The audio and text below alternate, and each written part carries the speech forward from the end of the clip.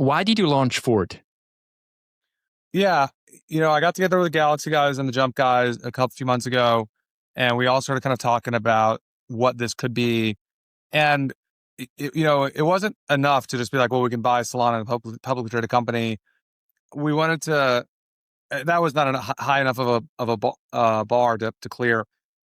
But we started talking about what we could do with this thing, and we realized that this entity represents a few very interesting opportunities.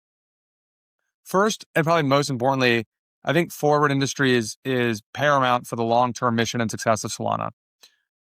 A few weeks ago, SEC Chair Paul Atkins gave a speech called Project Crypto.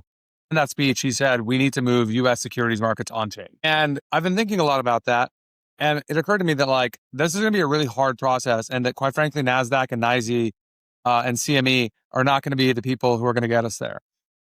We need very motivated, talented people who are going to bust ass and try and make that happen. And now that I'm chairman of a publicly traded company, we are in a position for Forward Industries to really kind of be the first person to start fulfilling that vision. We expect that we are going to move all of our capital markets operations on chain. So meaning fundraising on chain, dividends on chain, shareholder governance on chain, all of those kinds of things that pertain to the stock. And then we're also going to try and move as many of the core operating parts of the business on chain as well. So obviously payroll, paying vendors, those kinds of things.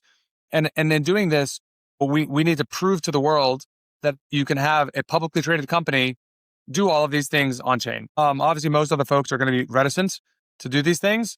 And so we need to prove to the world that all of these things are doable. And we are in the prime position to do so. So I think that's probably the most important thing for us as we think about why are we doing this? Someone has to be first.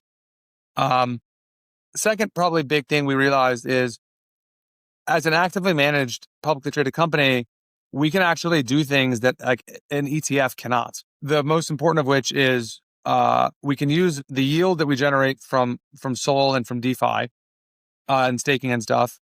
And then we can also tap into Solana's native DeFi markets. And what I mean by that is, we're right now trying to secure loans from lenders, hopefully banks, at, call it 4 to 5%-ish range.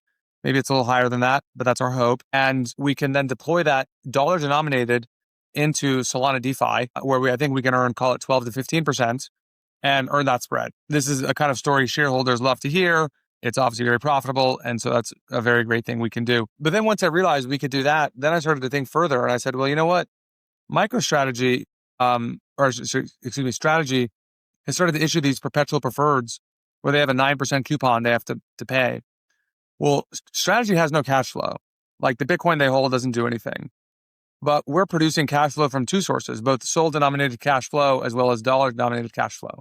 And we can use those proceeds to pay those coupons. And I think that's incredibly exciting, is that we can look at this instrument that the strategy guys pioneered, but actually Solana as a platform is actually a better vehicle, or I should say a better platform on top of which we can employ the strategy that Saylor and his team came up with. And so I think that the opportunity to, again, bridge TradFi markets in terms of raising the preferreds, raising the debt, bridging that into crypto markets, deploying DeFi, we are going to be the largest entity in the world, I hope, that's really actively bridging these two worlds. And that's just an awesome, awesome place to be.